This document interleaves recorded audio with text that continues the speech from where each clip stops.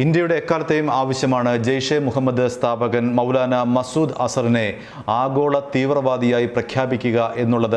ഇത് UN രക്ഷാസമിതിയിൽ നിരവധി തവണ ഇന്ത്യ ഉന്നയിച്ചെങ്കിലും ചൈന വീറ്റോ പവർ ഉപയോഗിച്ചുകൊണ്ട് അതിനെ ഇന്ത്യയുടെ ആവശ്യത്തെ എതിർക്കുകയായിരുന്നു. ഒരുപക്ഷെ മൗലാന മസൂദ് അസറിനെ ഇന്ത്യയുടെ ആവശ്യം പരിഗണിച്ചുകൊണ്ട് ആഗോള ഭീകരനായി പ്രഖ്യാപിച്ചാൽ എന്തെല്ലാമാണ് അയാൾക്ക് നിയന്ത്രണങ്ങൾ ഉണ്ടാവുക എന്നത് സംബന്ധിച്ച് വിശദമായി പരിശോധിക്കാം. അതിനു മുൻപായി മറ്റ് ചില കാര്യങ്ങൾ കൂടി അറിയേണ്ടതുണ്ട്. പുൽവാമ ഭീകരാക്രമണത്തിന്റെ സൂത്രധാരൻ ജെയ്ഷെ മുഹമ്മദ് തലവൻ മൗലാന മസൂദ് അസറിനെ ആഗോള ഭീകരനായി പ്രഖ്യാപിക്കണമെന്ന നിലപാട് ഇപ്പോൾ ഇന്ത്യ കടുപ്പിച്ചിരിക്കുകയാണ്. 15 അംഗ UN രക്ഷാസമിതിയിൽ ഇത് സംബന്ധിച്ച പുതിയ പ്രമേയം ഇന്ത്യ ഉടൻ തന്നെ കൊണ്ടുവരും. മുൻകാലങ്ങളിൽ 3 തവണ പ്രമേയം കൊണ്ടുവന്നെങ്കിലും വീറ്റോ അധികാരമുള്ള ചൈന ഇടപെട്ട് അത് തള്ളിക്കളയുകയായിരുന്നു.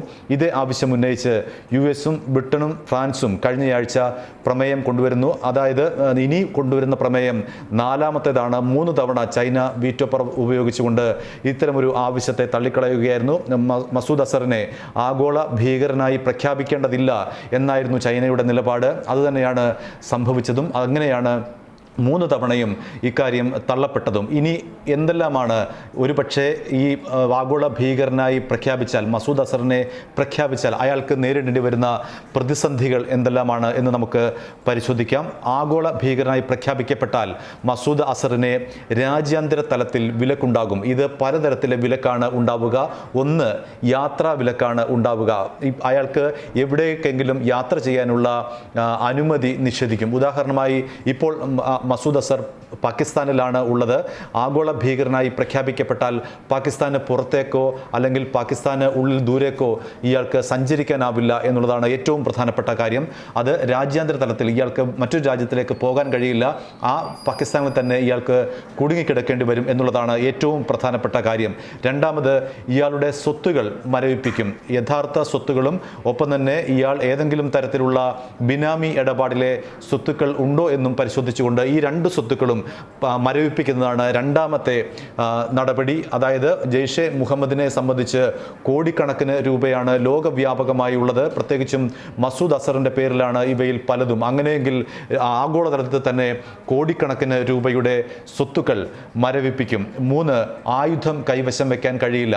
അതാണ് ഏറ്റവും പ്രധാനപ്പെട്ട ഒരു കാര്യം. യാത്രാവിലക്കൊക്കെ പോകട്ടെ, അയാൾക്ക് ഒരു പ്രതിരോധത്തിന് ഒരു തരത്തിലും സാധ്യമാകാത്ത രീതിയിൽ അയാൾക്ക് ഒരു ആയുധവും കൈവയ്ക്കാൻ കഴിയില്ല. ഒരു ചെറിയ പേനാക്കത്തി പോലും കൈവയ്ക്കാൻ കഴിയില്ല എന്നുള്ളതാണ് ആഗോള ഭീകരനായി പ്രഖ്യാപിക്കപ്പെട്ടാൽ ഉണ്ടാകുന്ന 3ാമത്തെ പ്രത്യാഘാതം. ഇങ്ങനെ ഒരു നടപടി ഉണ്ടായാൽ, അതായത് മസൂദിനെ ആഗോള ഭീകരനായി പ്രഖ്യാപിച്ചാൽ, മസൂദിന് മാത്രമല്ല മസൂദിനെ സംരക്ഷിക്കുന്ന പാകിസ്ഥാനും അത് ഒരു തിരിച്ചടിയാവും. കാരണം അയാളെ പിന്നീട് ഇത്തരത്തിലാണ് പാകിസ്ഥാന് സംരക്ഷിക്കേണ്ടി വരിക.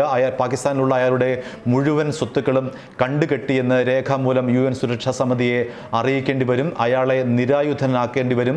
ഒപ്പം തന്നെ അയാളുടെ യാത്രയ്ക്ക് വിലക്ക് ഏർപ്പെടുത്തേണ്ടി വരും. ഇത് 3ഉം പാകിസ്ഥാൻ്റെ മേൽ ചുമതലയായി വരും എന്നുള്ളതാണ് പാകിസ്ഥാനെ കുഴപ്പിക്കുന്ന ഏറ്റവും പ്രധാനപ്പെട്ട കാര്യം. ഏതായാലും ഇത്തരത്തിലുള്ള ഒരു നടപടിക്ക് മുതിർന്നാൽ പാകിസ്ഥാന് തന്നെയാണ് അത് ഏറ്റവും വലിയ തലവേദന ഉണ്ടാവുക. സ്വന്തം രാജ്യത്ത് സർക്കാർ പിന്തുണയോടെ പ്രവർത്തിക്കുന്ന ഭീകര സംഘടനകൾക്കെതിരെ നടപടിയെടുക്കാൻ അവർക്ക് ആവാതിരിക്കാനാവില്ല. കാരണം ഇന്നലെ തന്നെ 70ഓളം സംഘടനകൾക്കെതിരെ നടപടിയെടുത്തിരുന്നു. അതിൽ UN രക്ഷാസമിതിയിൽ പെടാത്ത ജെയ്ഷെ മുഹമ്മദിനെ പാകിസ്ഥാൻ നിരോധന പട്ടികയിൽപ്പെടുത്തിയിരുന്നില്ല. അങ്ങനെയെങ്കിൽ ഉടൻ തന്നെ ജെയ്ഷെ മുഹമ്മദിനെ അടിയന്തരമായി നിരോധിക്കേണ്ടി വരും.